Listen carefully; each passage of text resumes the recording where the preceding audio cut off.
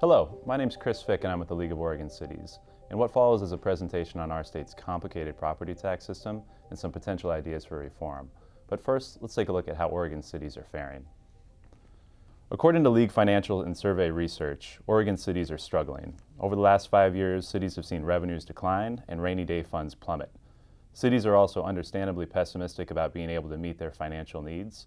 And this last fiscal year, 1 in 6 cities actually saw property tax revenues, the largest source of revenue for most cities and supposed to be one of the most stable, actually decline. Oregon cities have employed a number of different strategies to balance their budgets. Cities have cut road maintenance, reduced staff, and spending on operations and infrastructure.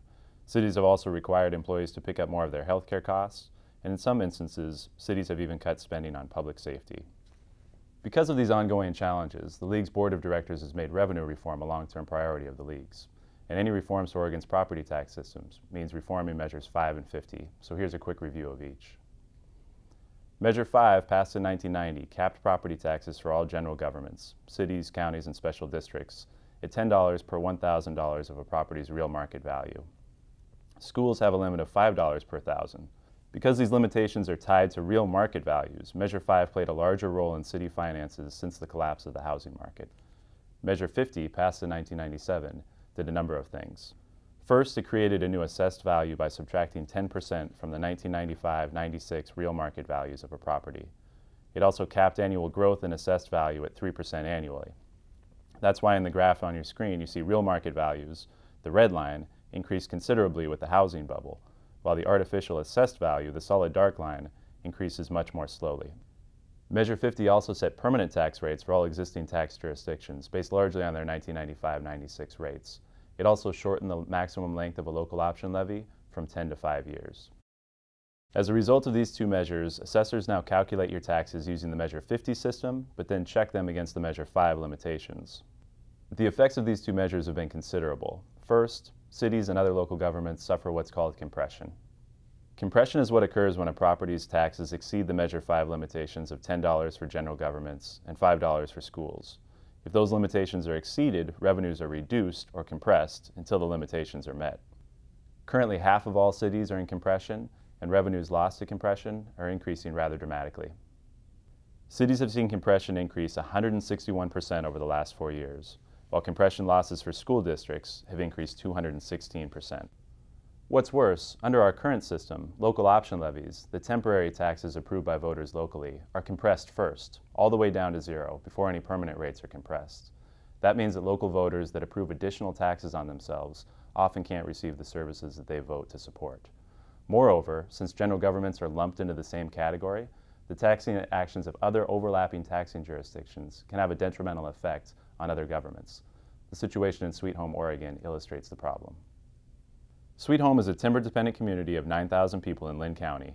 It has a low permanent property tax rate for a city of its size at $1.42. Since 1986, the city has funded its police and library services with a local option levy, and voters most recently approved those levies in 2010 with 55% and 60% of the vote respectively.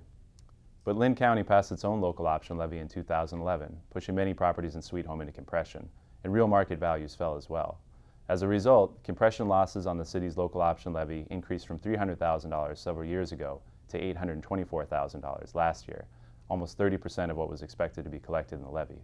As a result, the police and library services that voters voted to support will not be provided at the same levels.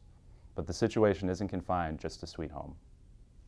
In Deschutes County, a change to the 911 district's rate would have caused the city of Redmond to lose $75,000 to compression.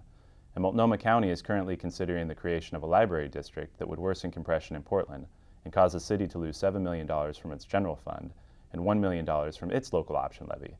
And in Linn County, the city of Albany increased the rate of its local option levy in 2012, worsening compression on the county's local option levy as well. These caps have fostered a belief that government can't work. After all, local government often can't provide the services that local voters voted to support through additional taxes.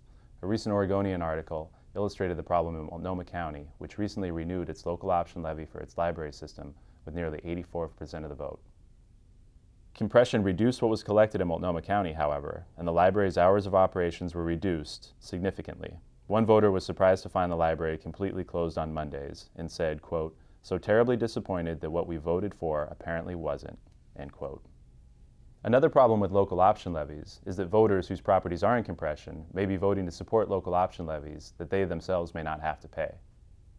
A recent Oregonian editorial pointed out that about a third of property owners in Portland don't pay the full cost of a county-wide local option levy, and another quarter don't pay anything at all. The editorial called the system, quote, "nuts," and pointed out that the system, quote, "ties the hands of local voters," end quote. Another problem with our property tax system is that it based assessed values on 1995-96 real market values and capped annual growth at 3%. As neighborhoods and properties have gentrified, their assessed values and tax liabilities now no longer reflect the property's real market values or an owner's ability to pay. As a result, many properties aren't paying their fair share for local services. Look, for example, at two neighborhoods in Portland. The established neighborhood in the mid-1990s had property values in the range of $140,000 to $160,000. With 3% annual growth, the assessed values in this area are now $213,000 to $252,000, and the property taxes range from $4,200 to $4,900 annually. However, the gentrifying neighborhood near Alberta Street in Northeast Portland had depressed property values in the 1990s, and homes there were valued at $30,000 to $45,000. As a result, assessed values today and property taxes in this area are a fourth or a third of what they are across town, despite the fact that the real market values in these neighborhoods are virtually identical. The properties in the gentrifying area of town are clearly not paying their fair share for local services, but this problem isn't confined to the Portland metropolitan region. It's a problem in large, medium, and small cities like Bend, Redmond, and Sisters, and a 2010 legislative revenue report examined inequities in Deschutes, Jackson, Multnomah, and Sherman counties. The report found considerable inequities in each county and amongst all property values. Oregon's property tax system is unique in that its assessed values are not reset when a property is sold. According to a report from the Lincoln Institute of Land Policy, of the 18 states with property tax limitations similar to Oregon, 15 of the 18 recalibrate property taxes when a property is sold. The report states, quote, "With no periodic recalibration of assessed values to market values, the Oregon system has gone the farthest of any in breaking the link between property taxes and property values."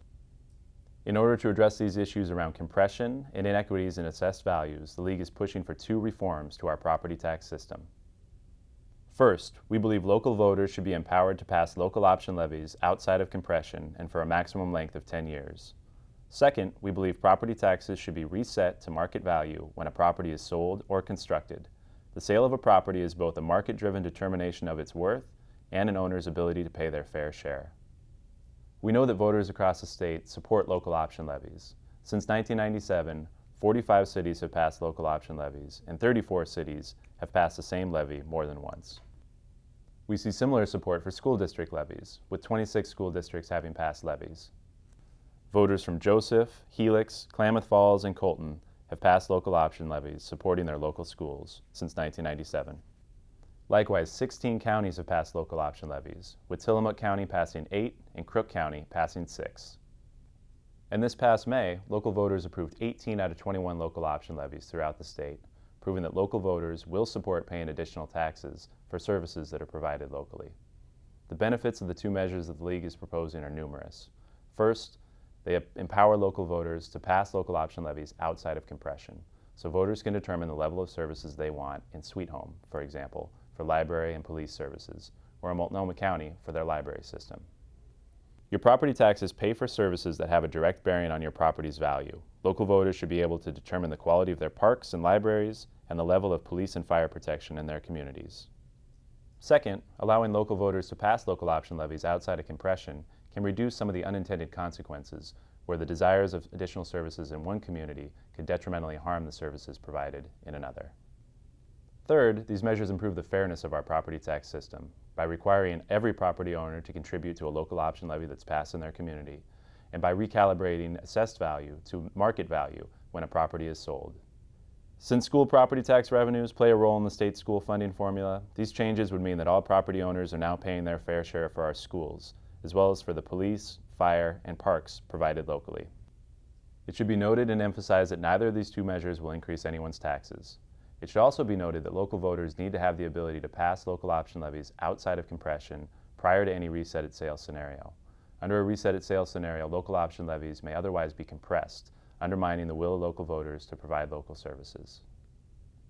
If you'd like further information, the League has compiled some resources on our online toolkit, which can be found at www.orcities.org/toolkit. The site has information on property taxes and local budgeting, reports, studies, and presentations, as well as tools to help explain and illustrate local budgeting. You should also feel free to contact me, Chris Fick, if you have any questions. I can be reached at 503-588-6550 or at cfick@orcities.org. Thanks for your attention, and please don't hesitate to contact us if you have any questions.